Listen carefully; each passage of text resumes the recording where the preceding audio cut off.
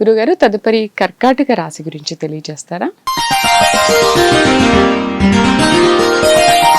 కర్కాటక రాశి వారిని గనక చూసుకున్నట్లయితే ఈ వారంలో వీరికి కొంత పనులు జాప్యంగా ఉండే అవకాశం కనిపిస్తుంది. మానసికంగా ఆందోళన చెందుతారు.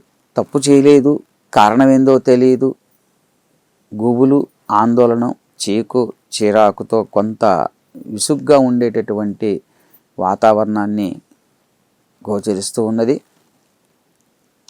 నిత్యము ఏదో ఒక 10 నిమిషాల సమయాన్ని తీసుకొని దైవారాధనకి భగవత్ నామస్మరణ గనక జపిస్తూ ఉన్నట్లయితే, ఒక నామాన్ని తీసుకొని జపించినా సరే, ఒక శ్లోకాన్ని జపించినా సరే, ఆ చింతన అనేది లేకుండా ధైర్యంతో రోజువారీ చేయవలసినటువంటి పనులలో ధైర్యంగా ముందుకు సాగి వృద్ధి పొందేటటువంటి అవకాశాలు ఉన్నాయి. లేదంటే నిత్యము చేసేటటువంటి వృత్తి ఉద్యోగాల్లో కానివ్వండి, ఇతర విషయాల్లో కానివ్వండి, ఒక కొత్త కార్యక్రమంలో కానీ ముందుకు సాగలేరు. వృద్ధి చెందే అవకాశాలు తక్కువగా గోచరిస్తుండడం వలన, చింతన వలన మాత్రమే అవి వృద్ధి చెందట్లేదు.